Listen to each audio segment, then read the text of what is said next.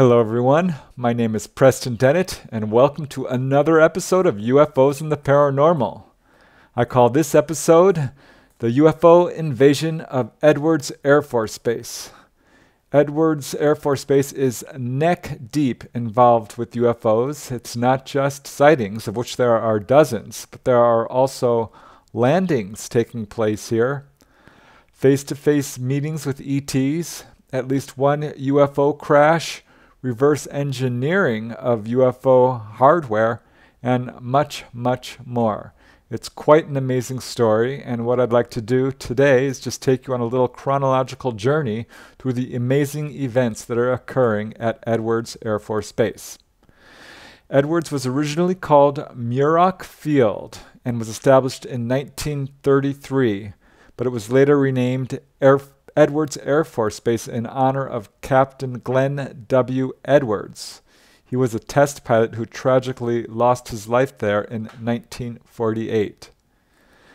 Now, Edwards Air Force Base is where the U.S. military conducts its aviation experiments and development of aircraft. Many of our most advanced aircraft have their origins at Edwards Air Force Base, and in fact, on October 14, 1947, test pilot Chuck Yeager broke the sound barrier as he flew his X-1 plane over Edwards. Because of secrecy concerns, 9 months elapsed before an official announcement was made of this amazing pioneering event. Also in 1947, the record for the highest elevation of a human being was made at Edwards. So as you can see, Edwards Air Force Base is arguably one of the most technologically advanced places on Earth. Therefore, it should come as no surprise that it has been a powerful magnet for intense UFO activity. Edwards is located north of Victorville in Southern California. It's on the southwestern section of the vast Mojave Desert. And Edwards Air Force Base experienced its first recorded visitation at the dawn of the modern age of UFOs. And actually, this was only a few days after the very famous Roswell UFO crash in July of 1947. And it's important to note that some of the Roswell wreckage was reportedly shipped to MUROC, or Edwards, at this time. So the invasion of Edwards Air Force Base really began on July 7th, 1947, when test pilot Major J.C. Wise was preparing for takeoff from Edwards when he saw a yellow-white spherical object heading over the Air Force Base. As Major Wise says, it was oscillating in a forward whirling movement without losing altitude. And this event marked the beginning of one of the most important events in UFO history. It was the very next day, on July 8th, when a series of incredible sightings took place over MUROC. The sightings were of such a magnitude and involved so many reliable observers that it would forever change the way the Air Force handled UFO reports. Finally, the U.S. military was finally forced to take UFOs seriously. Listed as case number 50, unidentified in the Air Force's Project Blue Book files, this saga really began at 10 a.m. when the base building officer, Lieutenant Joseph C. McHenry, was outside his office. Only minutes earlier, Lieutenant McHenry and other officers had been talking at the base's post exchange about the recent sighting at the base and other sightings that had been headlining in the local newspapers. Lieutenant McHenry was skeptical of the reports and joked with his fellow officers, "Somebody will have to show me one of these discs before I will believe it." Little did he know, his wish was about to come true. As he walked out of his office, he heard a plane coming in for a landing. And he looked up and saw the plane, but then he also saw something else, and it wasn't a plane. As Lieutenant McHenry says, "Looking up, as I always do, I observed 2 silver objects of either a spherical or disc-like shape moving about 300 miles per hour. According to McHenry, these objects looked like they were at about 8,000 feet altitude heading northwest. He dashed inside and called out 3 other officers. As Lieutenant McHenry says, "They immediately came to where I was standing. I pointed in the direction of the objects and asked them the question, 'Tell me what you see up there,' whereupon all 3, with sundry comments, stated, 'They are flying discs.'" These officers all carefully observed these objects to make sure that they weren't the result of any type of optical illusion, and all of them concluded that the objects couldn't be weather balloons as they were traveling against the prevailing wind. And at this point, a 3rd object appeared. As Lieutenant McHenry says, 2 of us at the same time sighted another object of a silver, spherical, or disc-like nature at approximately 8,000 feet, traveling in circles over the north end.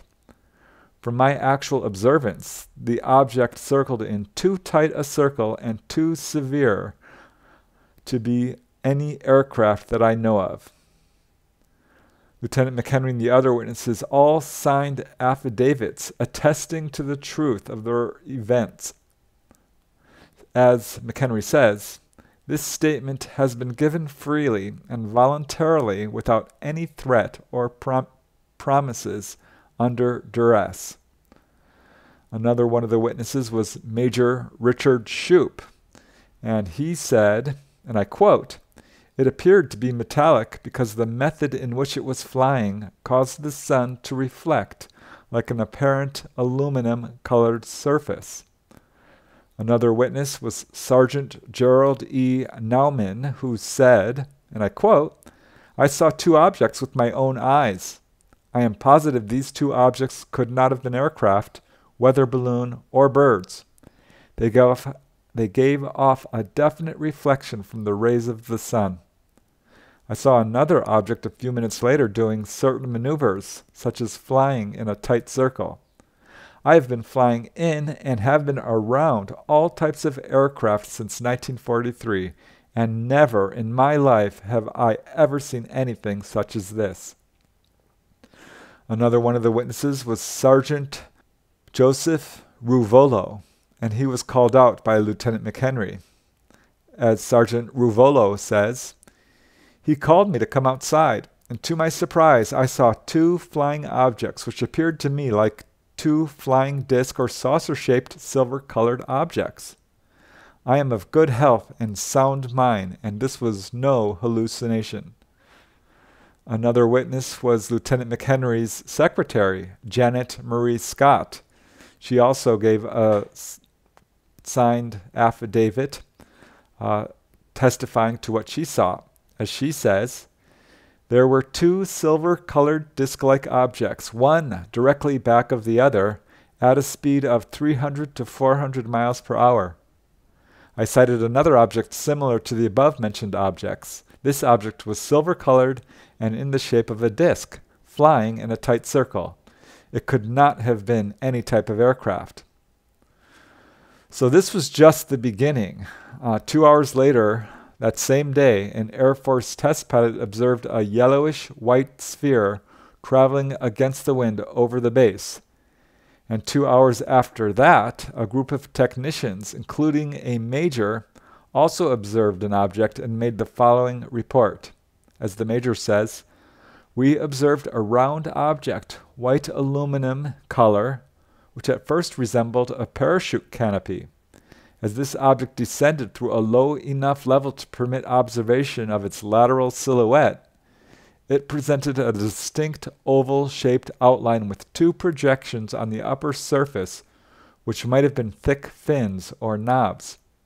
These crossed each other at intervals, suggesting either rotation or oscillation of slow type. No smoke, flames, propeller arcs, engine noise, or other plausible or visible means of propulsion were noted." So this sighting was also witnessed by yet another observer, Captain John Paul Strapp, at nearby Rogers Lake, who said at one point the object came down and may have actually landed on the ground. As he says, The object appeared to be the size of a pursuit airplane, but did not have the shape of a conventional plane. Events were still in progress. This was a very, very busy day at MUROC Field. A few hours later, at 3:50 p.m., another pilot flying at 20,000 feet, a mere 40 miles south of MUROC, observed, quote, a flat object of a light-reflecting nature. He attempted to pursue this object more than once, but it easily evaded him. So this rash of sightings at MUROC put the base on high alert, and the Technical Intelligence Division of the Air Materiel Command was immediately informed. And we now know that intelligence reports indicated that the craft were probably neither Soviet nor German, and officials at the base were convinced that these objects represented solid craft of some kind. And later that evening at 9:20 p.m., the discs made a final pass over the base at an altitude again of about 8,000 feet. And this cluster of sightings directly over one of the most sensitive military installations in the United States had an enormous effect on how the military would handle future UFO reports. To handle the publicity end, Professor J. Allen Hynek, who was then the Air Force astronomy consultant for Project Sign, which is the predecessor to Project Blue Book, he was called in on the case. And as J. Allen Hynek says, and I quote, I was impressed with this case, one of the very first that came to my attention when I became astronomical consultant to Project Sign. I remember wondering why the Air Force had not paid much greater attention to it, and to a similar sighting that occurred at MUROC Air Force Base just 2 hours later. The witnesses were certainly excellent, independent military men describing the most unusual sighting on a clear, sunny day. What more could the Air Force want? Hynek apparently did not know the full extent of the sightings, nor the waves that they were causing at higher levels. He would later learn that his job as a consultant was basically to downplay the sightings and provide a possible astronomical explanation. Normally very skeptical of UFOs, Hynek nevertheless gave this case very high merit, and as his report for Project Sign reads, and I quote, no astronomical explanation for this incident is possible. It is tempting to explain the objects as ordinary aircraft under unusual light conditions, but the evidence of the tight circle maneuvers, if maintained, is strongly contradictory. J. Allen Hynek was not able to take any further investigative action because, as he says, as an astronomical consultant, my official responsibility ended there.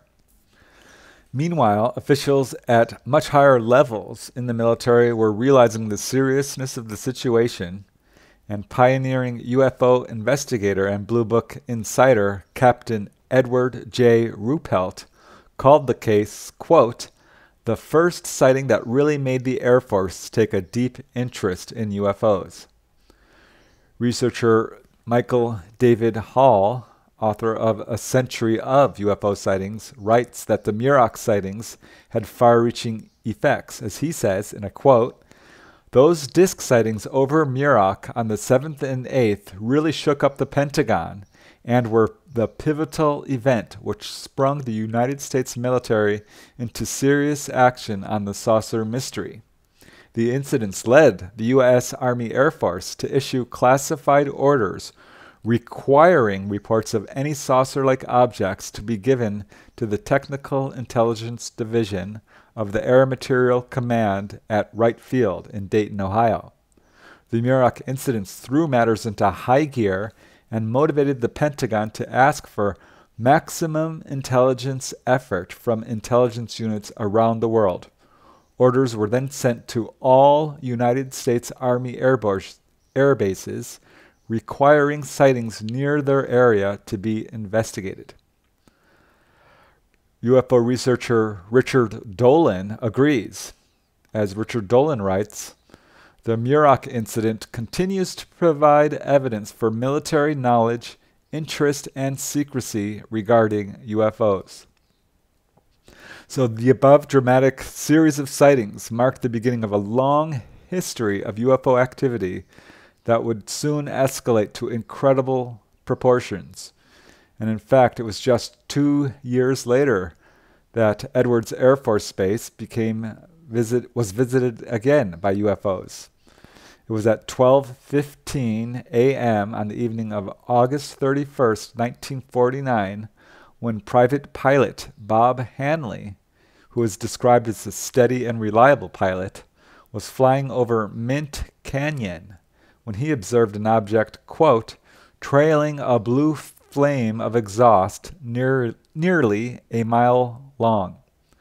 He estimated that this object had an elevation of about 50,000 feet and was located directly above the base. Hanley's 2 passengers also watched this incredible display, and they all reported their observations when they landed at Lockheed Air Terminal in Palmdale and at Long Beach Airport. So at this point, UFOs started to come over the base on a much more regular basis. In fact, here's another report from author and researcher Charles Berlitz. As Charles Berlitz's report says, this next sighting occurred on June 24th, 1950, when a Navy transport plane and crew and several other pilots in the area all saw a cigar-shaped object 25 miles east of Edwards. This object also reportedly paced a United Airlines commercial jet for more than 20 miles. 2 months later, August 10th, 1950, a naval physicist by the name of Lieutenant Robert C. Wyckoff was driving along U.S. Route 395, which goes right along the edge of Edwards Air Force Base, and he pulled over and used binoculars to observe a, quote, large disc-shaped object moving over Edwards Air Force Base. Many, many cases. Here's an incredible case which was uncovered by the highly respected researcher Leonard Stringfield. Leonard Stringfield is of course best known for investigating UFO crash retrievals. And here's what he has to say about an incident which occurred in 1952. As Leonard Stringfield says, my information for one known UFO crash incident comes from a professional employee in a technical position at a large General Electric plant. His brother, who wishes to be unnamed, was on duty as a radar specialist at Edwards Air Force Base in 1952 when he saw a UFO descending towards Earth at great speed across his radar screen. When the UFO was confirmed to have crashed, the captain on duty gave him instructions. You didn't see anything. The specialist learned a short time later from base officials that an unidentified craft did crash in a nearby remote desert area. The retrieved craft was more than 50 feet in diameter with a row of windows around its equator. Its metallic surface was in a burned, blackened condition. He also heard that the craft was occupied by humanoid bodies approximately 4.5 feet tall. According to Leonard Stringfield's source, this craft was held only temporarily at Edwards before being shipped off to Wright-Patterson Air Force Base in Ohio. Wright-Patterson is, of course, known for the reverse engineering and the collection of crashed UFOs. So more cases occurred on this year. On September 30th, 1952, Edwards Air Force Base again went on high alert when an aviation photographer by the name of Dick Beamer and 2 other witnesses sighted 2 discs hovering and darting over the base. In a letter to the president of CSI of Los Angeles, Dick Beamer who was an aviation photographer for the North American Aviation Company, described the sighting in detail. As he says in his own words, "I went to Edwards Air Force Base to direct the motion picture photography of a flight test. We had driven to the test site on the lake bed and were standing outside.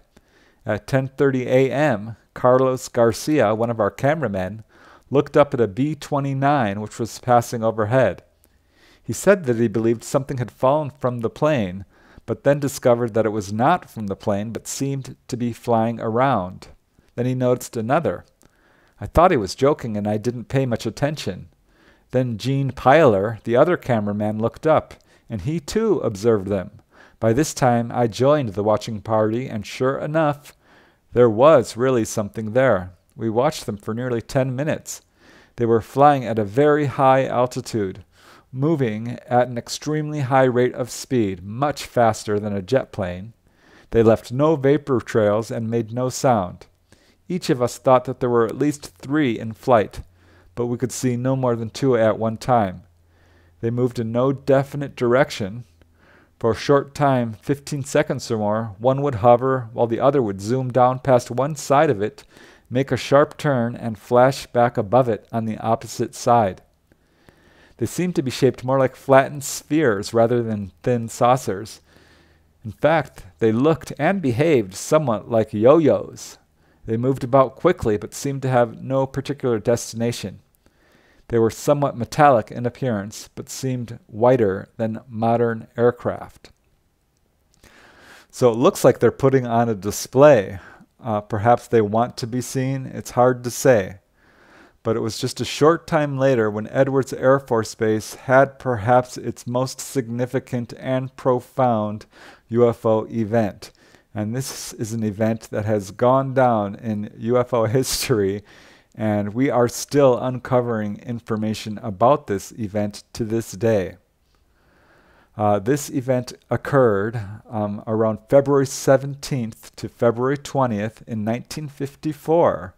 When President Eisenhower was visiting Southern California. It was at this time that the President of the United States allegedly had a face-to-face diplomatic meeting with extraterrestrials at Edwards Air Force Base.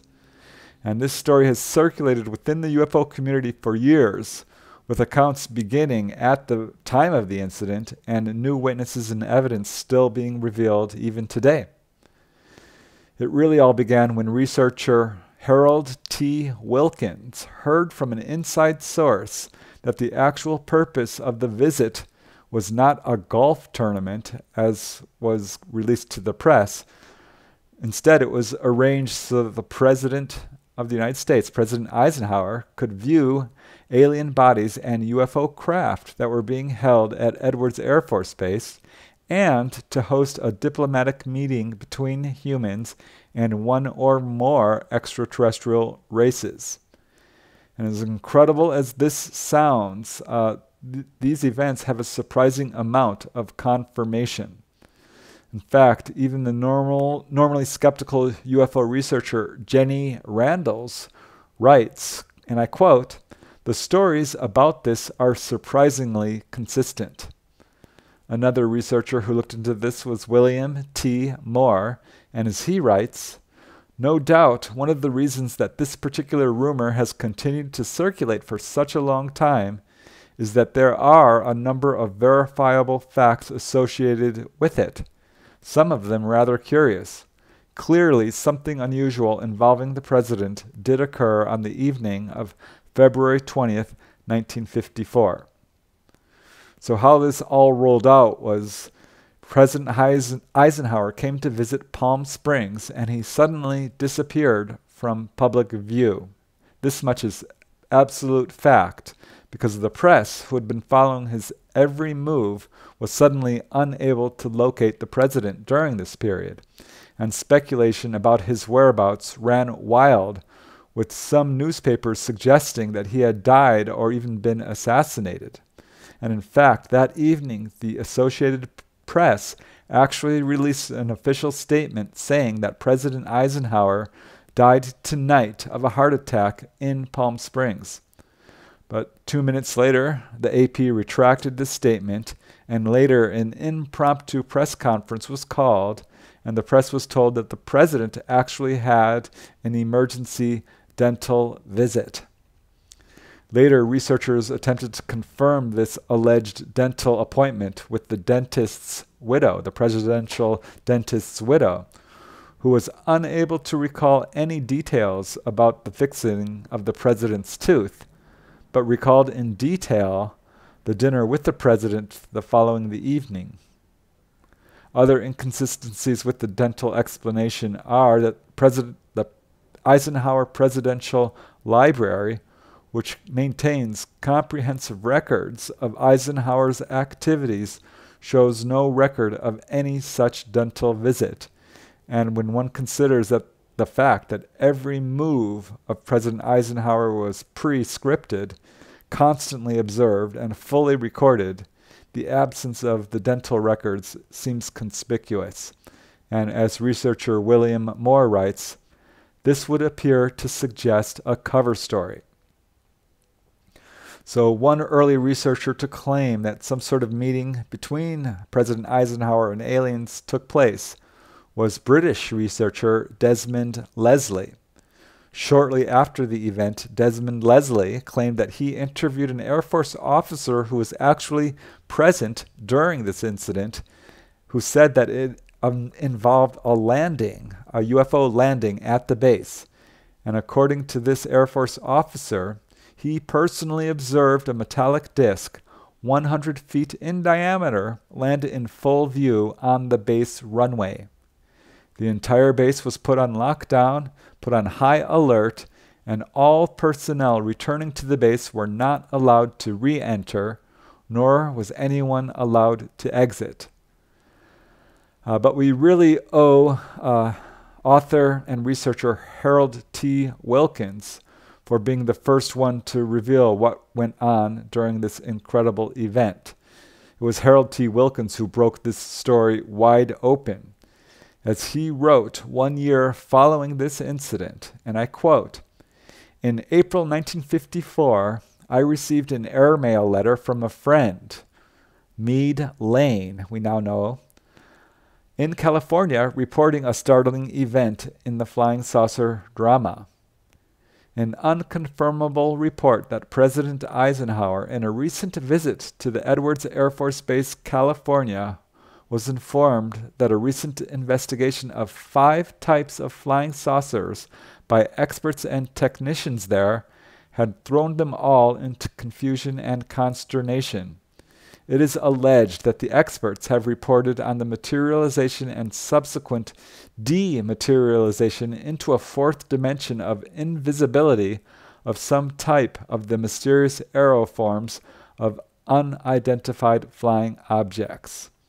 So yeah, Harold T. Wilkins broke this story, and that letter was from Meade Layne, who was then the National Director of the Borderland Sciences Research Associates.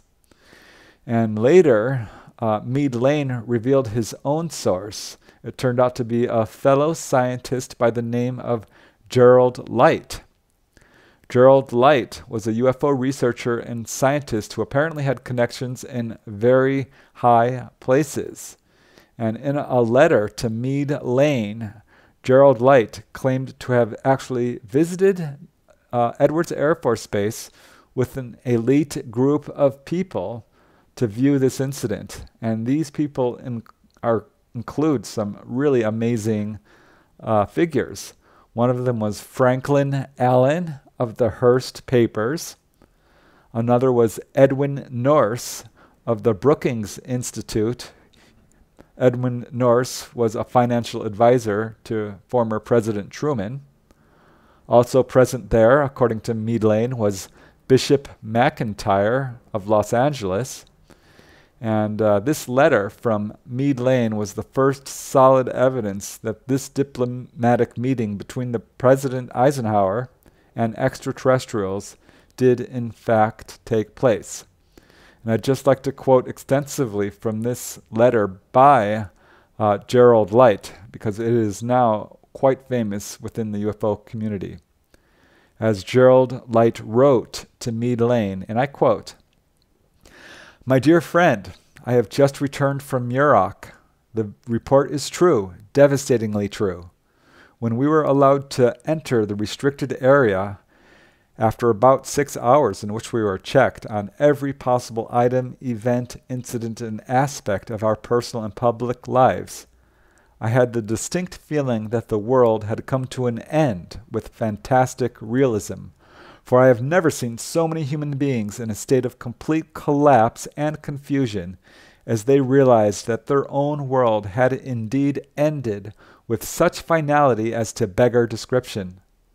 The reality of other plane aeroforms is now and forever removed from the realms of speculation and made a rather painful part of the consciousness of every responsible scientific and political group.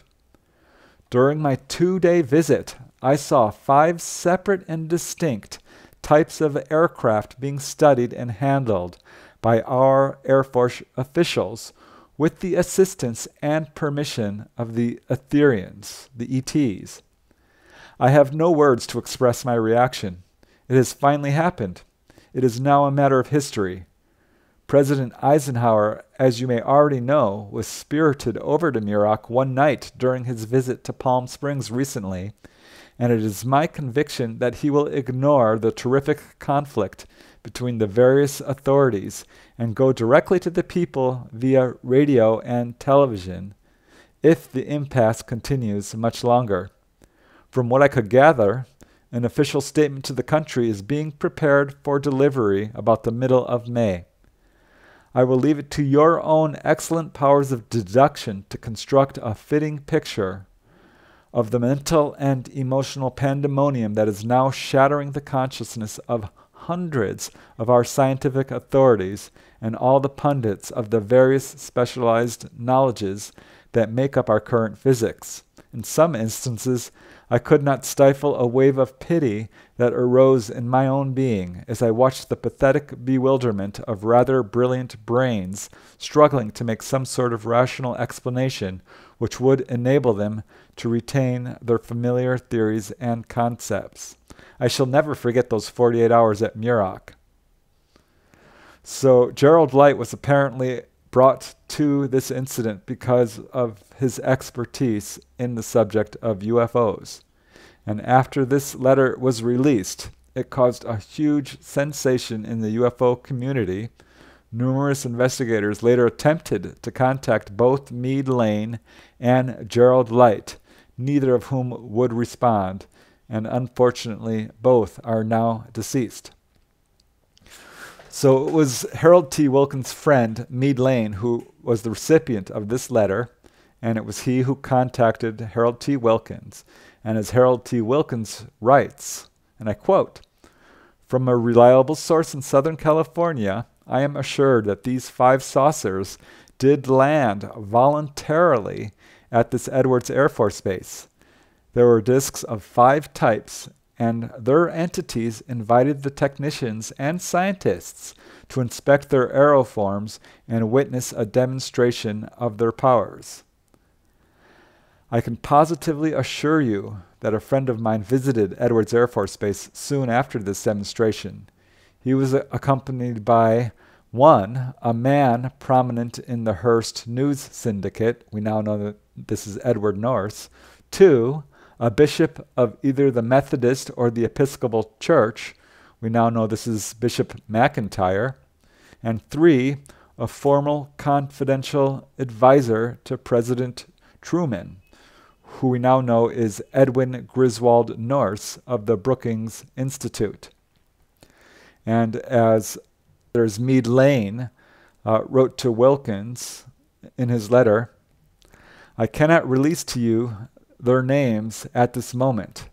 I also have confirmatory reports by 2 other persons, but these would not carry weight by themselves. The story has gotten out all over the U.S., but not in public prints or newspapers. It was, of course, given the horse laugh by the Pentagon and the Air Command at Washington, D.C., But the basic facts are that some of our technicians and scientists have actually, quote, gone off the deep end mentally when the saucer entities confronted them with new and to them inexplicable physical data. The entities demonstrated before their eyes that they could dematerialize and materialize themselves, become alternately visible and invisible. All this for our bright boys. Now you see it, now you don't. So as you can see, this was causing all kinds of waves among the officials at Edwards Air Force Base, some who wanted it to go public, others who did not. And another person who was able to get a first-hand testimony was Brinsley Trench. He is another UFO researcher. Brinsley Trench is actually the 8th Earl of Clancarty and a member of the British House of Lords. And the whistleblower who spoke to Trench was actually a test pilot, now a retired colonel, who was present when Eisenhower made his visit. As Trench says, and I quote, "The pilot was one of 6 people at the meeting. 5 alien craft landed at the base. 2 were cigar-shaped and 3 were saucer-shaped. The aliens looked human-like, but not exactly." Reportedly, these ETs spoke fluent English and informed President Eisenhower that they wanted to start an educational program for the people of Earth. And this is when they displayed their technological abilities by making their ships turn invisible. And according to this pilot, the aliens wanted to announce their presence officially to all of humanity. But President Eisenhower felt that this would cause a panic. So the ETs agreed not to do this, but stated that they would continue a limited campaign of contact so that humanity would, in fact, become gradually aware of their presence. The ETs also expressed great concern about our use of nuclear technology, and they made an offer to President Eisenhower: get rid of all nuclear weapons, and they, the ETs, would give them spiritual wisdom and some limited technology. So in one version of the events, President Eisenhower and another person who was there, it was President Eisenhower's personal friend, Mayor Robert Saunders. Reportedly, they were both actually invited on board one of the craft and given a tour of the interior, and perhaps even allowed to take a flight into space. Eisenhower was then told that the aliens wanted to begin this education program, and Eisenhower and his top aides discussed this plan and expressed again their fears that this disclosure would upset the economy and there would be a severe backlash from the religious community. And President Eisenhower reportedly stated that humanity was just not prepared for official disclosure. And he also did not want to give up the U.S. nuclear program in exchange for other technology or knowledge. And this is where the meeting ended at a stalemate. But as you can see, the experts who were brought in there were religious experts, saucer experts, technological experts, people of all different kinds. In fact, we'll get to some more of the people who were there in just a moment. But another researcher who learned information about this event was Professor Robert S. Carr from the University of Florida. Professor Carr was one of the first people to really talk about UFOs and crashed UFOs within the military possession. And in 1974, Professor Robert S. Carr reported that he spoke with the first-hand witness of a UFO crash, the crash retrieval actually in Aztec, New Mexico. And according to Professor Carr, this same first-hand witness was also at Edwards Air Force Base when President Eisenhower visited to view the UFO that had been recovered from the Aztec crash. And Professor Carr's announcement of this actually caused a media frenzy, and many people tried to attack him within the press, but Professor Carr remained steadfast and firm in his statements and absolutely refused to reveal his source.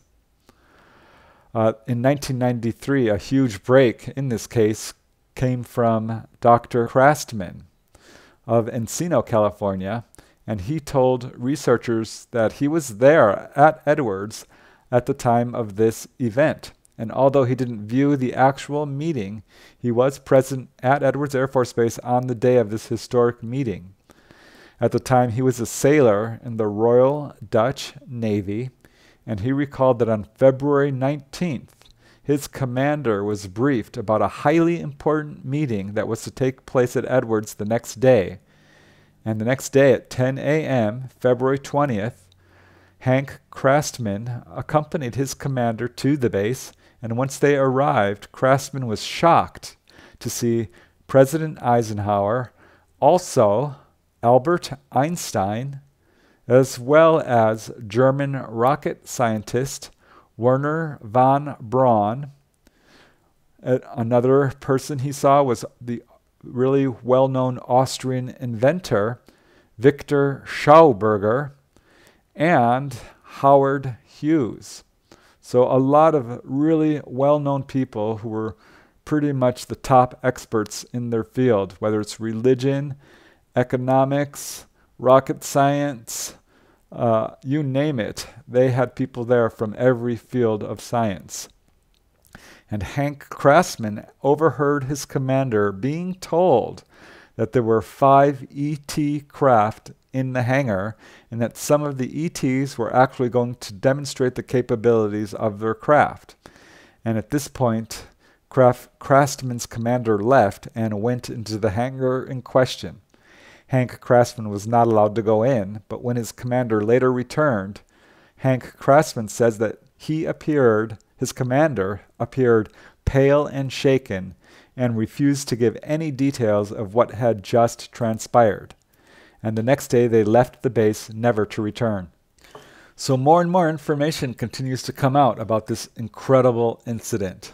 Further stunning confirmation of this diplomatic meeting surfaced in December of 2000 when researcher Stephen Greer obtained an interview with Don Phillips, who worked for the U.S. Air Force, for Lockheed Skunk Works, and the CIA to develop aircraft construction and design. And early in his career, Don Phillips worked on highly secret projects and was an insider to many top-secret events involving UFOs, including the now famous Edwards meeting. And as Don Phillips said in his first public interview, and I quote, "We have records from 1954 that were meetings between our leaders of this country and ETs here in California. And as I understand it from the written documentation, we were asked if we would allow them to be here and do research. I have read that our reply was, well, how can we stop you? You are so advanced. And I will say, by this camera and this sound, that it was President Eisenhower that had this meeting, and it was on film, sort of like what we are doing now."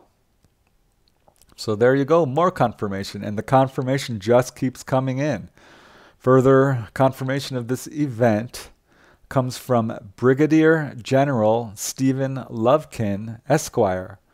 General Lovekin was a member of the White House Army Signaling Agency and served under President Eisenhower and President Kennedy with an above top secret clearance.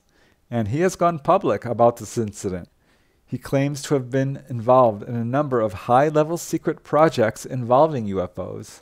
And in fact, he attended several above top secret meetings in which UFO sightings, radar evidence, films, and actual recovered alien artifacts were reviewed and studied.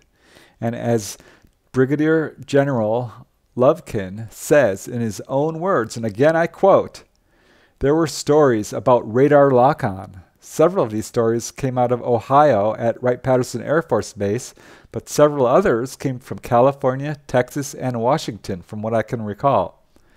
Edwards Air Force Base was mentioned as an experimental station. When I say mentioned, in that context, I mean Edwards was involved in testing whatever ET materials they found. It was said that was what was being done. Radar lock-ons had come from Edwards Air Force Base. And according to General Lufkin, President Eisenhower expressed strong interest in everything concerning UFOs. And as General Lufkin says in his own words, he, meaning Eisenhower, would take to doodling, and one of the things that he did doodle was various forms of UFOs. I never saw Kennedy do this, but President Eisenhower did it, and he did it in my presence as well, as several other people who were attached to the White House Army Signaling Agency where I was assigned. I got an opportunity to travel a little bit with the president. On some of these occasions, he had just been given messages or had been given information pertaining to sightings or information about UFOs. And I know that for a fact because I was in the comm center and I saw that information. When he would get these reports, it would excite him. He was very interested in the shapes and sizes of the UFOs and what made them go. Very, very much interested. In fact, I would say that this subject was probably among his highest interest at that time. Yes, indeed. So there's still more information that this event did in fact happen. More confirmation of the Eisenhower ET meaning comes from well-known Spanish UFO researcher Antonio Ribera. In a letter to Milwaukee-based researcher Richard Heiden, Antonio Ribera revealed that his friend and publisher Mendizabal Fizalde had attended a gathering at which Miguel Alemán, who was the former president of Mexico, was present. And when this subject of UFOs came up, Fizalde and others at the gathering heard President Alemán say that he met President Eisenhower and that Eisenhower, quote, told him that he once visited an airbase in the southwest United States where they showed him a flying disc and the cadavers of several of its crew members. Another researcher who has looked into this case in depth is Professor Michael E. Sala. He has researched some of these above accounts for his excellent book, Exopolitics, Political Implications of the Extraterrestrial Presence. And after his investigations, Sala concluded that the meeting between President Eisenhower and the Nordic ETs did take place as described. As Michael Sala says, and I quote, "There was telepathic communication. They, the ETs, were afraid we might blow up some of our nuclear technology, and apparently that does something to time and space, and it impacts extraterrestrial races on other planets." More information comes from the Eisenhower Library. According to the Eisenhower Library archivist, Jim Lyrzapf, he remains skeptical, but nevertheless he admits that rumors have persisted about this incident for years. As he says, and I quote, "We've had so many requests on that subject that we have got a person specializing in this." So as you can see, these are more than just rumors, and instead of becoming weaker, this story has grown stronger and stronger with more details, new witnesses, and independent confirmation coming from an increasing number of sources. So probably the best confirmation in my own mind of this event is what happened at Edwards following this meeting. Because while the repeated sightings and landings and crashed UFOs and alien bodies might seem incredible enough, the story does not end there. For the next 50 years, this base continued and still continues to be a very strong magnet for all kinds of UFO encounters. And many, many of these involve various types of close-up sightings. For example, here's a quote from an anonymous resident to this area, which occurred in 1954. This quote, as this resident says, saucer sightings have been there.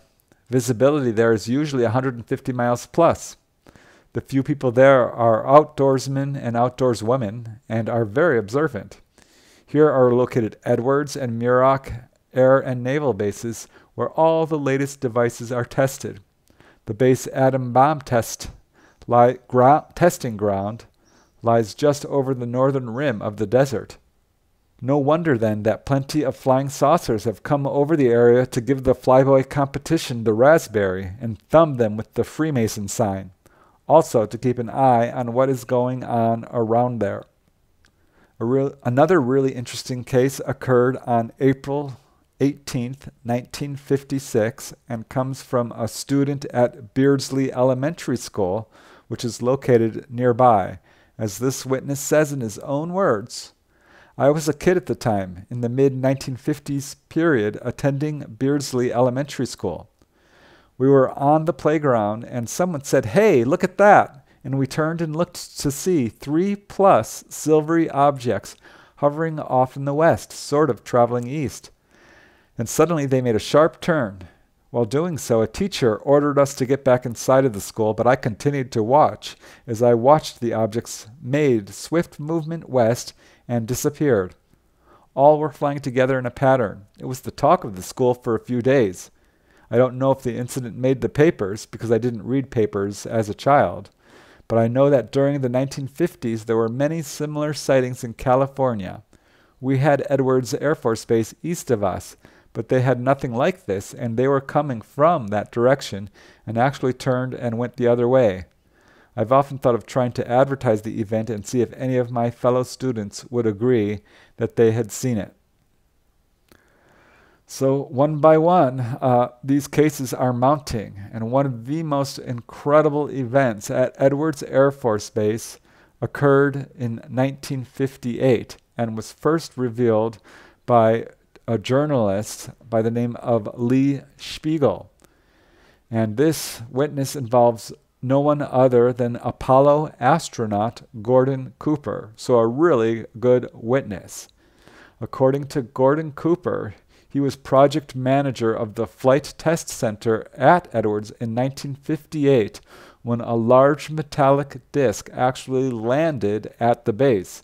Several Air Force personnel observed the landing and were actually able to take motion pictures of it. As Gordon Cooper says in his own words, the disc was hovering above the ground, then it slowly came down and sat on the lake bed for a few minutes. There were various estimates by the cameramen on what the actual size of the object was, but they all agreed it was at least the size of a vehicle that could carry normal-sized people in it. It was a typical circular-shaped UFO. Not too many people saw it because it took off at quite a sharp angle and just climbed out of sight. I think it was definitely a UFO. So although he did not view the actual craft, he did view the film, which he says was absolutely convincing. Per orders, he sent this film to Washington, D.C. and never heard from it again. But on a later occasion, researcher Stephen Greer conducted a follow-up interview with Gordon Cooper. And as Gordon Cooper says, and again I quote, "At Edwards Air Force Base, I was having some of the cameramen film precision landings, and we were right on the edge of a dry lake. A saucer flew over them, put down 3 landing gears, and landed out on the dry lake bed. They went out there with their cameras towards the UFO. It lifted off, put the gear back in the well, and flew off at a very high rate of speed and disappeared. So while I was going through all of the regulation books and finding out the number to call in Washington to report this, I had the cameraman go over and develop the film. By the time they got back with the developed film, I had higher and higher and higher level officers talking with me. Finally, a colonel told me that when the film arrived on my desk to put it in a courier file, there would be a courier at my office and they would arrange for him to fly in our base airplane back to Washington with these films. The colonel said to not run the prints, so we stuck them in their courier packets." According to Cooper, and I quote again, "These were good close-up shots. Nothing like I had ever seen. Double inverted saucer shape. It didn't have wings on it or anything. It was pretty much the same shape. At that point in time, there was no doubt in my mind that it was made someplace other than here on Earth." According to Cooper, he did not believe that it was unique. As he said to Lee Spiegel, "There were always some strange things flying around in the air over Edwards." So the Edwards Air Force Base story does not stop there. There's something about the space that is extremely attractive to UFOs. And one of the most amazing incidents occurred on October 7, 1965. Researcher Stephen Greer not only interviewed one of the witnesses, but was actually able to obtain an audio tape of the conversations between pilots, air traffic controllers, and other officers. As Stephen Greer says, and I quote, "This extremely important case involves a seasoned Air Force traffic controller, an official UFO officer, 4 separate radar stations, lock-on from onboard radar on a jet interceptor, many hours and many objects over several hours. The debunkers and those who would ridicule the UFO matter need to be able to explain away all of these elements and the voice tape of the actual event." And this whole event would probably not have been revealed if not for a whistleblower by the name of Sergeant Chuck Sorrells, who is now retired from the U.S. Air Force. And in an interview with Dr. Stephen Greer, Sergeant Sorrells revealed the details of this entire ordeal. And I'd just like to quote Chuck Sorrells here. As Sergeant Sorrells says, and I quote, "This event happened on October the 7th of 1965 at Edwards Air Force Base. It was on a midnight shift, and I was the air traffic controller on duty in the tower. At about 1:30 or so in the morning, I noticed this real bright light to the east of my tower. It was a light green, and it had a red light underneath it. The red light was a pulsating type of light, and it had a white light on top that just glowed. It was very bright and quite large. I observed it for quite a while because there wasn't any aircraft in the area at the time. I called the dispatcher down at the base operations and the weatherman that was on duty that night and got them all to go outside and take a look. I had one of the guys from the interceptor detachment that was on the base look also, and I had the captain down there look. We called it down to the air defense people at the Los Angeles Defense Sector, and down there the director called around to his sites, and at one point in time they had at least 4 different radar sites that were getting radar returns on it. The UFOs were getting seen at a couple of other towers, like George Air Force Base Tower, and there were a couple of other places that were seeing them. So there were several people on the ground looking at these things and about 4 radar sites. This went back and forth for 2-3 hours. They finally decided to scramble an aircraft on it to go up and take a look at it, and this was coordinated with other higher headquarters, and I think NORAD was involved. So Sergeant Sorrells says that he was first observing this one bright light when suddenly 3 more objects appeared, flew in formation to the south, and began to hover in place. And a little later, 3 more objects appeared. As Sergeant Sorrells said, they would fly individually around and go north, south, east, and west. A lot of maneuvers. At this point, I had 7 of them at one time. This is when they decided to scramble the jet interceptor. It was Sorrells' job to help guide the pilots to intercept these UFOs. And as Sergeant Sorrells says, they were having no luck intercepting these UFOs. They kept asking me in the tower, where was this object in relation to the plane?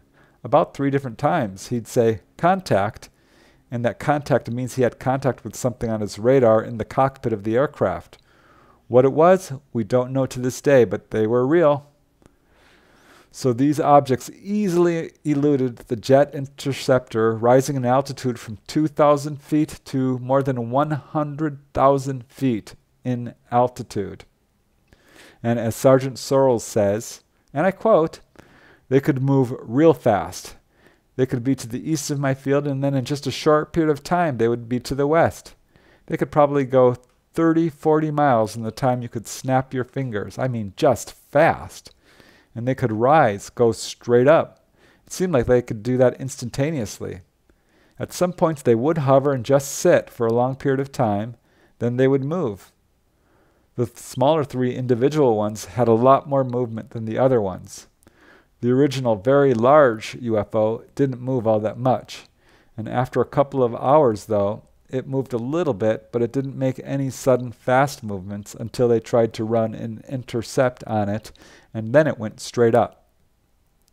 So 3 of these objects darted back and forth, swooping down to a few thousand feet and then darting upwards at, quote, thousands of miles per hour. Sergeant Sorrells noticed that the UFOs seemed to hover mostly over the base's rocket test site, which had recently been used for fuel mixture experiments. So perhaps they were investigating this, or perhaps they were putting on some sort of a display, letting people at the base know that they were there. But each time a plane was sent to intercept, the objects darted away, and when the plane left, the objects would return. As Sergeant Sorrells says, the radar people were having a hard time determining speed because they'd be in one place, they'd sit for a while, and then they'd move real fast. And by the time the radar screen got around to finding them, the UFO was already at another location. They could make quick turns and had all sorts of maneuverability that we didn't know anything about at the time. It was a very strange evening. He actually called it a UFO invasion.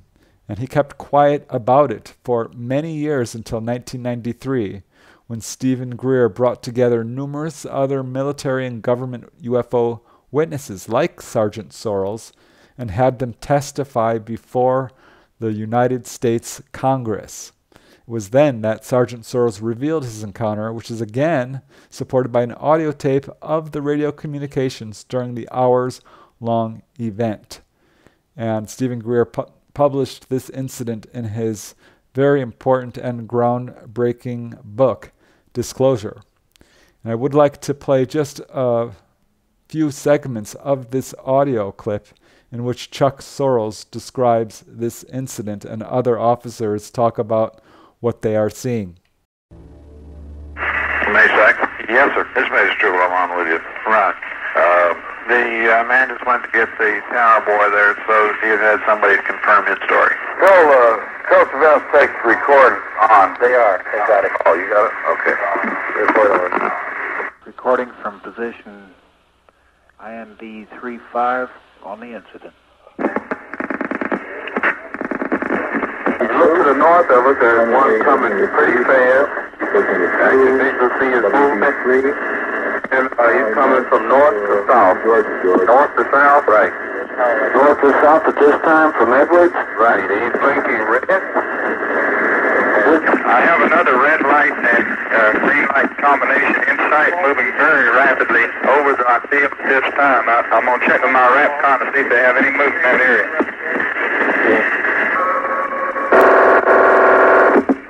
Phoenix ASO.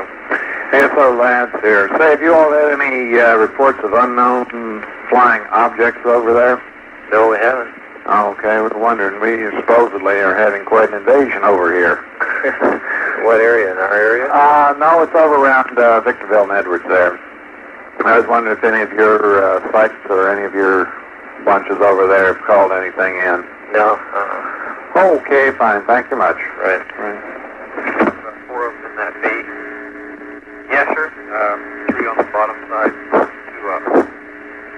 Yes, sir. Counting that. Well, there's 4 altogether. Right. There's 2 in a line, and then there's 3 in a line.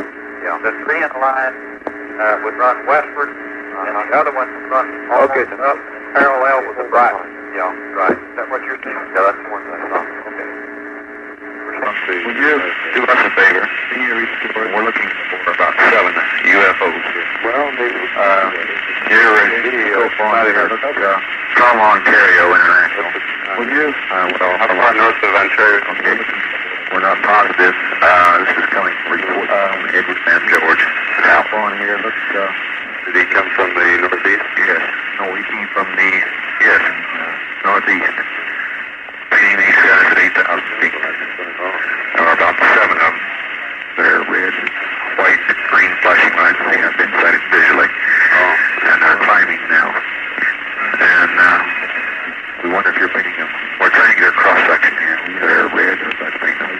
Also, the 2 towers, George Tower. Also, on Edwards Tower. Huh?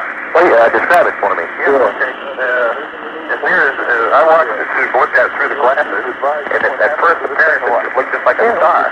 Yeah. And then it started, it was white and green, it's flashing white and green, and on what appears might be the bottom, and at first appearance it looked just like a star. Yeah. I mean, it's not intermittent flashing, it appears to be spaced. I see. In other words, it like fades in and out, rather than a definite flash. It's a definite flashing, similar to what aircraft anti-collision lights would do. Oh, yeah? But it definitely isn't moving fast or constant enough to be an aircraft. Let's bring our housemenders around here and see if we can dig up something. And it's definitely changes color from white to red, or white to green, and red. The red flash is strong enough to block out the rest of it to the naked eye, so it appears to be white, from white to green to red. Can you get any form out of the thing, what it looks like? I haven't checked it. It appears to move a lot closer to it. I haven't checked it with the glasses. Painting over Edwards at 11:05. Edwards is observing them from the ground. 2 towers observing them, and we're painting height and radar. They're flashing white, green, and red. And we have a track on them, Kilo 157. They're heading west. They're at this time approximately 20 miles west of Edwards. At 11:05, there was we talked to Center. They didn't have anything on it, but heading west through the area at 14 grand. And he had no joy on them. Center queried the bird. Let's see, I'm holding them now with the bird that flew through the area, 50 miles west of Edwards.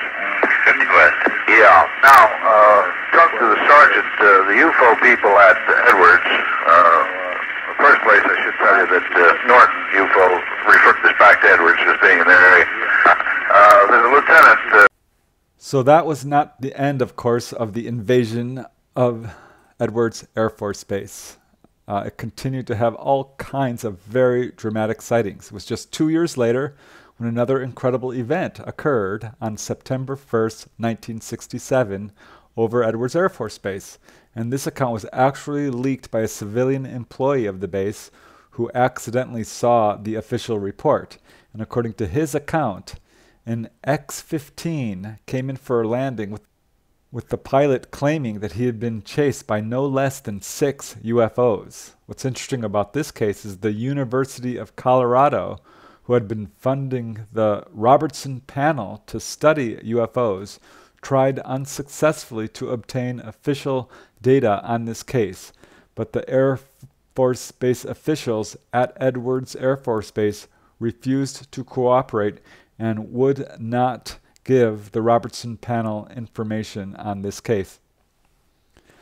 So while the Air Force was still trying to cover up the UFO events at Edwards Air Force Base, so many people were involved that information continued to leak out. And a big leak occurred in 1973. Or actually, the event occurred in 1973 and was leaked later. In 1973, a man by the name of Kent Sellen worked at Edwards Air Force Base as a crew chief for experimental aircraft. Kent Sellen has now become fairly well known in the UFO community. But at any rate, one evening, Kent Sellen's supervisor told him to drive out to the North Base to pick up a defective ground power unit. This was not an unusual request. However, Kent Sellen hoped to save time, and instead of taking the longer perimeter road to the North Base facility, he decided to drive straight across the dry lake bed. And this turned out to be a very monumental decision with quite interesting consequences. Because as he came up from the other side and he drove up to several rows of Quonset huts, and the door to the first hut was cracked open.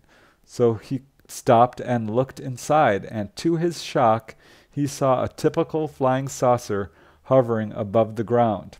As Kent Sellen says in his own words, and I quote, "This thing was flat on the bottom, sloping sides.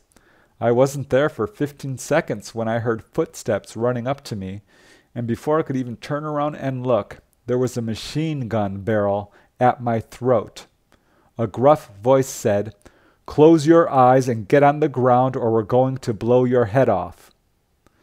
Sellen reports that he was then blindfolded, a hood was placed over his head, and he was taken into a room where he was debriefed for a period of 18 hours. And during this debriefing, he was told that the craft was in fact extraterrestrial and operated using anti-gravity.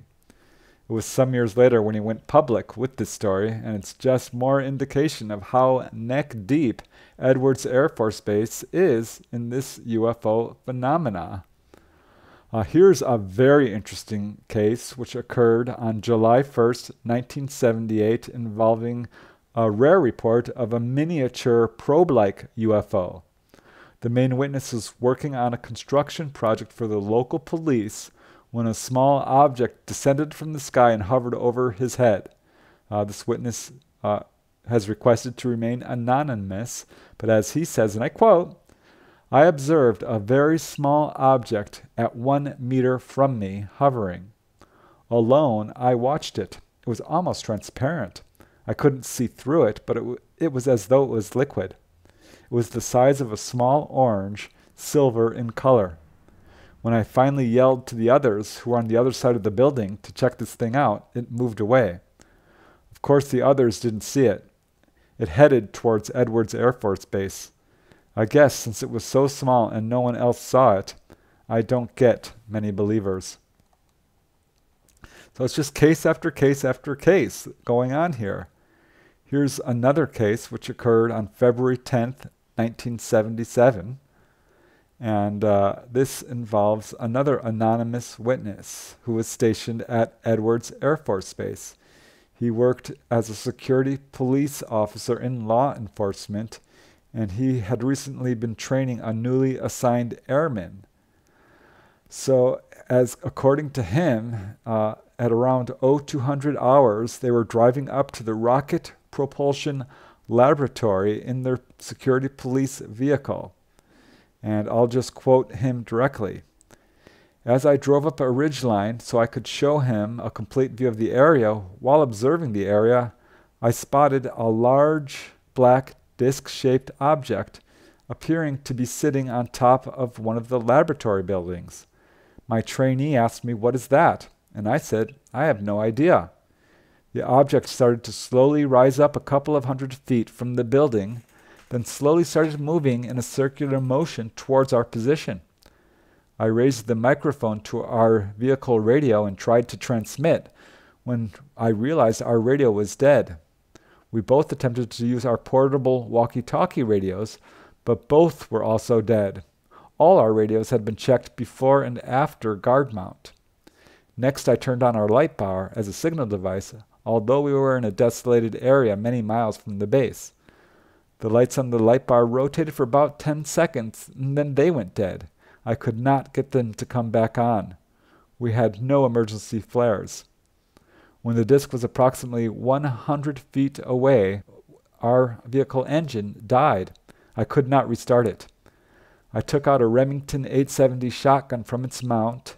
I opened my vehicle door, gripped the shotgun in a death grip. The disc-shaped object, a glassy black color about the size of two C-5A aircraft wingtip to wingtip, it made no sound, totally silent. I saw no lights. I looked for any type of markings, insignia. I saw none. The disc stopped right above our vehicle. We just stared up at it. It seemed to stay there for just a few minutes. Then it started moving again. I could not see any type of propulsion system. Again, no sound, no lights. It rose up to approximately 2,000 feet. It stopped. It started rotating from a horizontal position to a complete vertical position, and then it stopped when completely vertical. Then the disc started spinning, rotating very rapidly, and shot almost straight up into the air and was gone from visible sight within seconds. All of our systems started working. The engine was on, the light bar started rotating, our vehicle radio was working. The desk sergeant was calling us. I answered, and he said that they had sent patrols out looking for us. We had missed our radio check. Evidently 2 hours of time was missing. I looked at my watch. It was 4:30 in the morning. So apparently he had been abducted right from Edwards Air Force Base. They both filled out 1569 incident complaint reports, and he knew that both would be read that morning by the base commander. The desk sergeant told him that this object had been reported by our radar when it shot into the sky. And here's where things went south for this anonymous witness. As he says, and I quote, "2 days later, we were told to report to the base commander. When we were outside his office, we were met by a full bird colonel wearing no name tag. He was very tall, at least 6 feet 4 inches, gray hair, and had sparkling deep blue eyes. I went into an office with him, and he told me to draw a sketch on a chalkboard of the object. I did, and then I described exactly what had happened. He said nothing. He had no recording device. He asked not one question. I got the strange feeling he already knew what had happened. I told him I would take a polygraph test, but he said that was not necessary.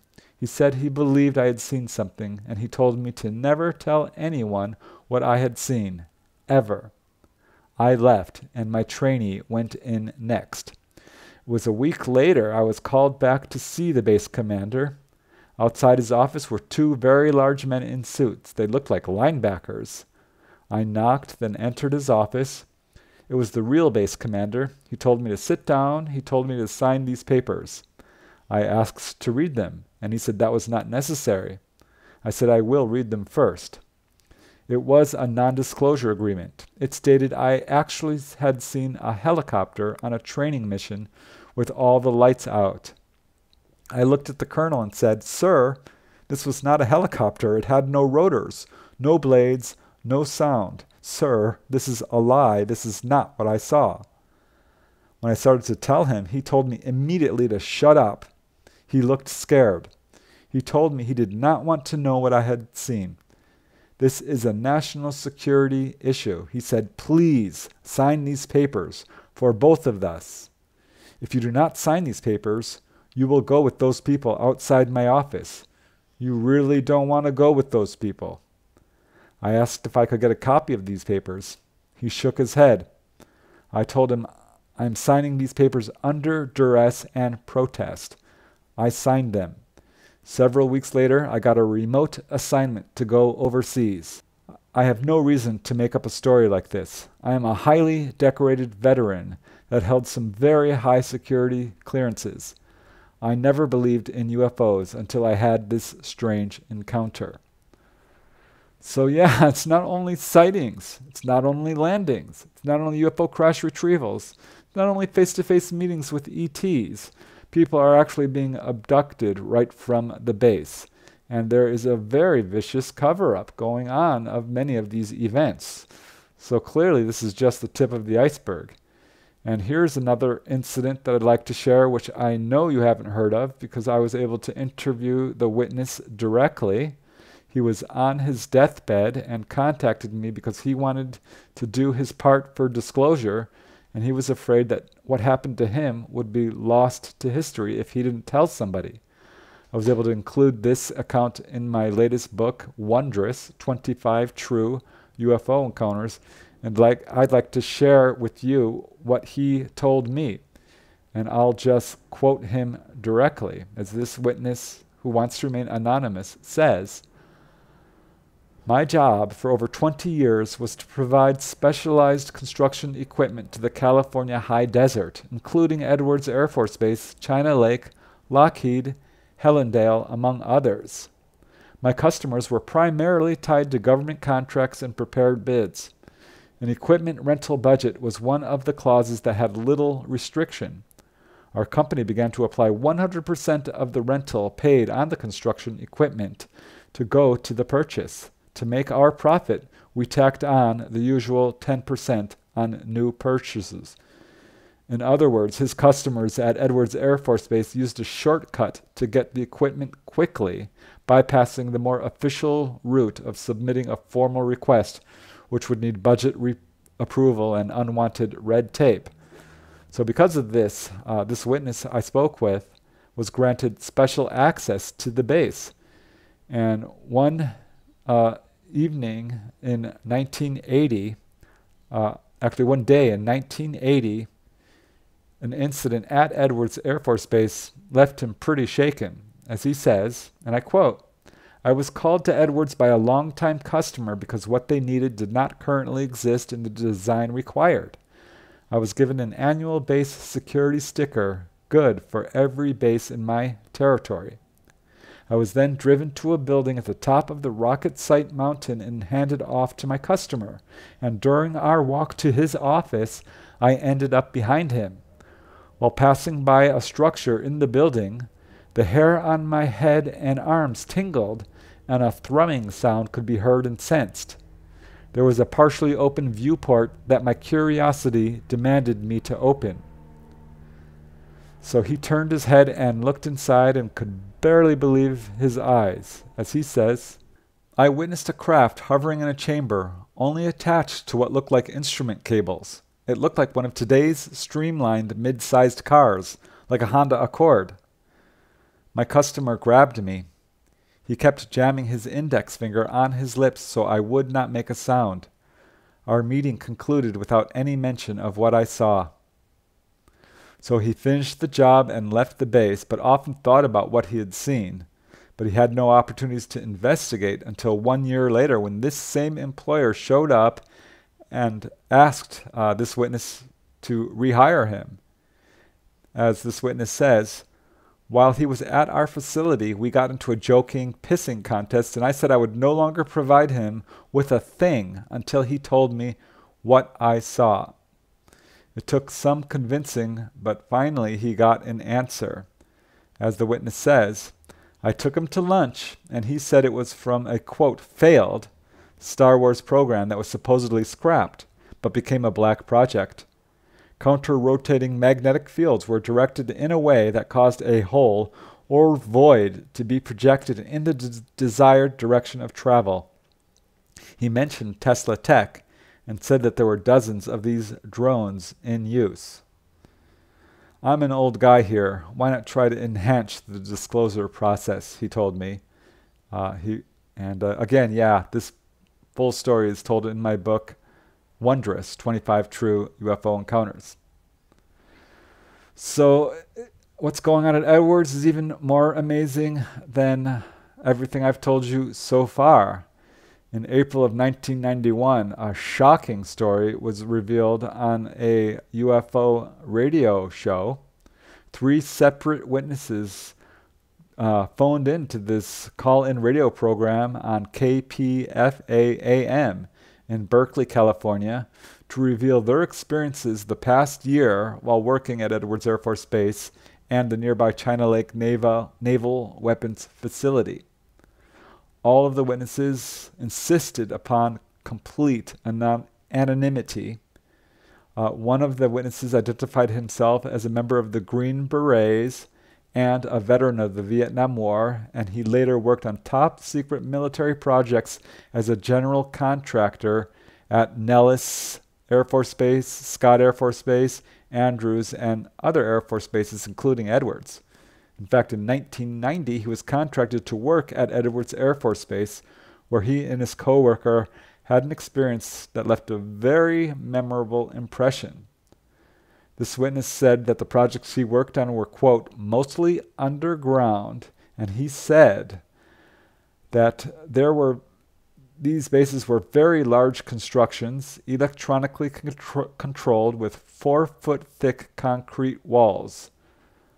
And according to this witness, Edwards Air Force Base is a vast underground base reaching an estimated, get this, 30 stories down into the earth. An elevator trip down to the site took more than 5 minutes. And it was while working in this deep underground area that the witness made a startling discovery that extraterrestrials were actually working along with humans side by side at Edwards Air Force Base. He entered his work site one day and was walking past a room with an open door, and he looked in and got a huge shock. Several men were working in the room along with an apparent extraterrestrial. As this witness says in his own words, and I quote, "He was, I'd say, between 8 and 9 to 10 feet tall. He was wearing a lab jacket and talking to 2 engineers. This being's arms were almost down to his knees. It threw me into shock." The radio interview asked the witness if perhaps he had met a deformed human being, and the witness replied, "Definitely not. He had big slanted eyes, a big head, greenish skin, and his fingers were extremely long." No sooner had he seen this figure when a security guard saw the witness himself and quickly ordered him to leave. And the experience was so unnerving for him, he walked off the job the next day. He couldn't take it. Later, he was contracted for a job at nearby China Lake. And on this occasion, he was working late to finish a particular job when one of his coworkers said to follow him that he had found something they needed to see. And unknown to the witness, he was about to have his first experience corroborated by yet another experience. And according to him, and I'll quote, "We looked in the window and there were these 4 little gray guys about 3 feet tall. Right then, a security guard saw us and they told us, 'We thought you guys left.' And they escorted us and said, 'You're not allowed around this hangar. This hangar is off limits to everybody. You'll get yourselves shot.'" The threat was obvious, and the witnesses decided to keep their distance. However, this witness states that his co-worker's mind had been, quote, "messed with by the encounter," and that on several subsequent occasions he sneaked into the hangar for another look. And it turned out to be the biggest mistake of his life. According to the witness, he finally got caught and was kicked off the base. About 3 months later, they found him mysteriously dead in Orange County. So this witness is totally serious about his account. He realized how serious things were after his friend was killed, and this event, quote, put kind of a scare into him. But he still felt like this truth had to be told, and as he says, "I know what's going on at Edwards is real. Somebody's playing games with us." So many other people have seen activity there. One is UFO researcher Richard Boylan, PhD, a fairly prominent researcher. In April of 1992, Richard Boylan was touring the United States, visiting various highly technological research and development installations, such as Area 51, the Tejon Ranch in the Tehachapi Mountains, which is actually 60 miles north of LA and immediately east of Edwards Air Force Base. And Boylan learned that the Northrop Aircraft Corporation was allegedly using this site to test and reverse engineer captured extraterrestrial spacecraft. According to then Southern California-based researcher William Hamilton III, he also visited the site and interviewed insiders who revealed that the purpose of the location is in fact reverse engineering of ET craft. So on April 15th, 1992, Dr. Richard Boylan staked out this area between 3 and 5 a.m. and using a pair of binoculars, he observed what he believes to be humans using and testing extraterrestrial technology. From his location, he could see the Northrop installation, and parked on the ground front of one of the hangars, he observed several 50-foot wide craft, and one after another, these craft would slowly glow and then rise up and perform incredible maneuvers before returning to the base and landing. And as Richard Boylan says, and I quote, "I saw the same intensely burning bright orange gold craft being test flown there that I had seen above areas 51 and S4. As I watched, 4 ultra-bright gold orbs rose and traversed a brief 1.5-mile test loop. At intervals of about a half hour, each orb took off and plied its course. The first 3 took off from what appeared to be the southwest hangar of the Northrop complex."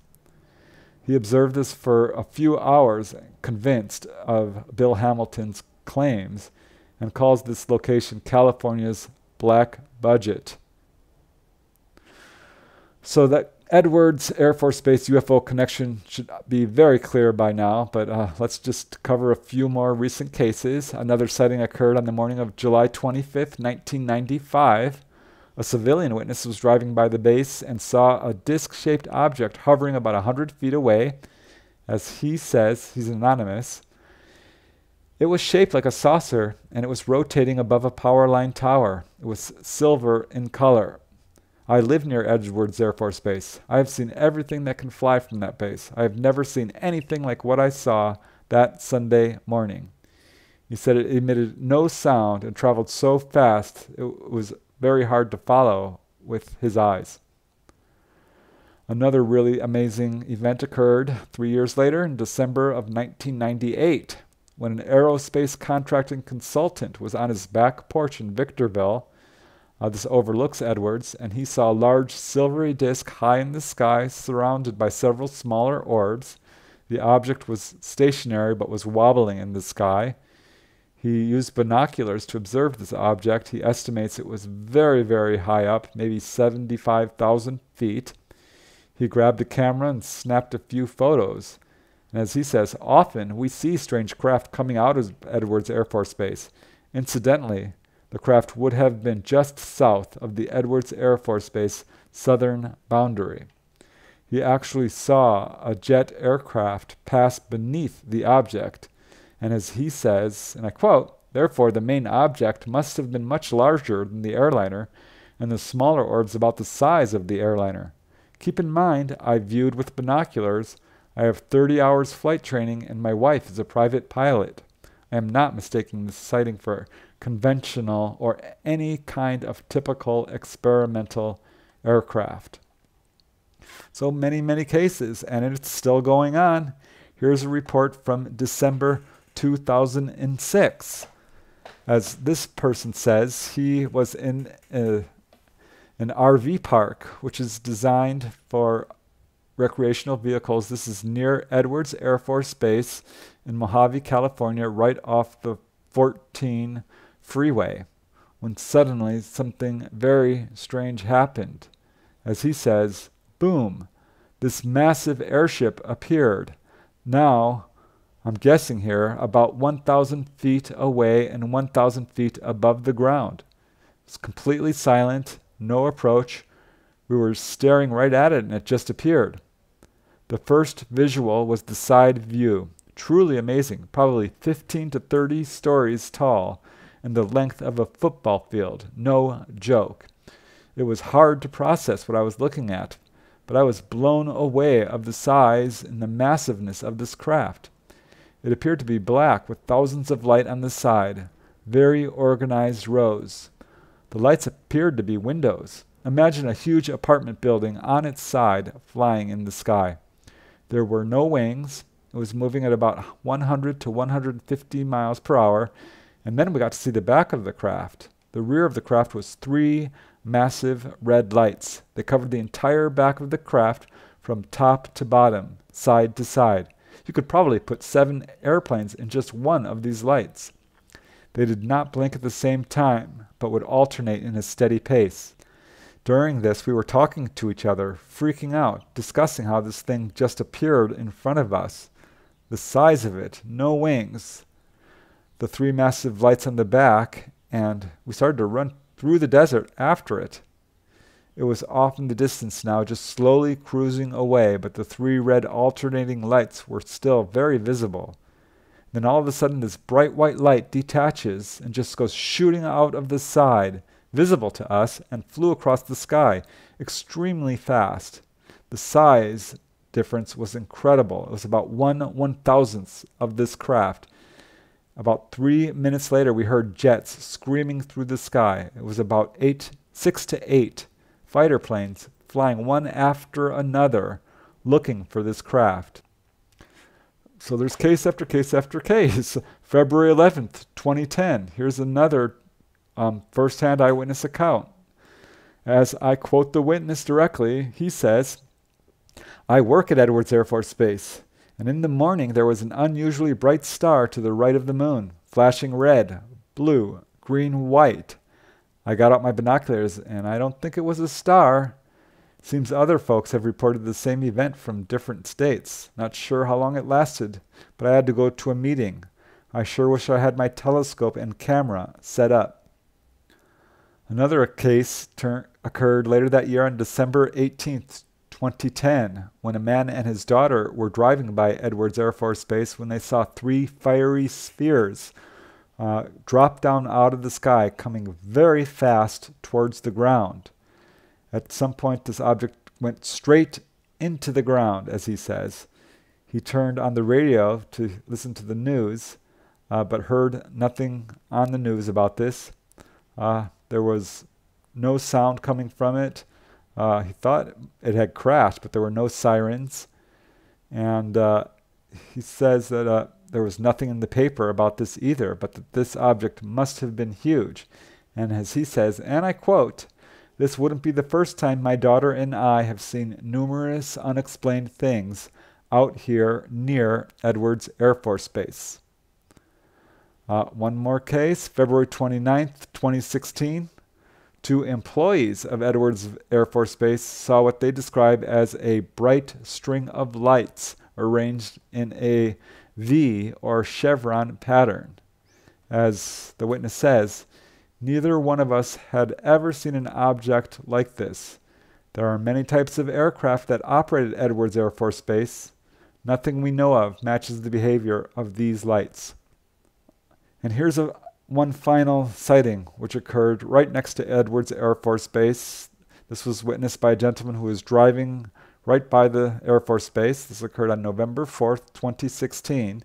And as the anonymous witness says, "We were driving east, passing Edwards Air Force Base, and I noticed an object traveling very fast across the highway.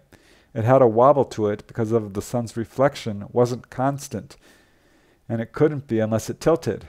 I happened to take 2 pictures of it." So there you go.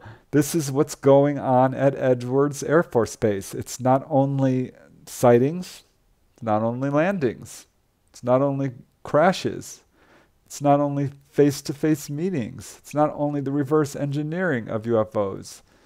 It's all of these and more. As I said at the beginning of this presentation, Edwards Air Force Base is definitely neck-deep involved in UFOs. I studied this whole series of events in detail and wrote about it in my book, UFOs Over California. I also wrote that whistleblower account in my latest book, Wondrous, 25 True UFO Encounters. So there was quite a bit of detail that I couldn't share here because this is just such a huge story. And if this is what we know about within the public arena, imagine what we don't know about, what has been effectively covered up. I'm guessing this is 1/100th of what's really going on at Edwards Air Force Base. And that's why I call this presentation the UFO invasion of Edwards Air Force Base. Because it is. Our government knows a lot more than they're telling us. And Edwards Air Force Base is UFO Central for sure. I think these events are very important. I think it's only fair that the public knows about them, and that's why I wanted to do this presentation. I hope you've enjoyed it. Thanks very much for watching. I truly appreciate it. And until next time, keep having fun.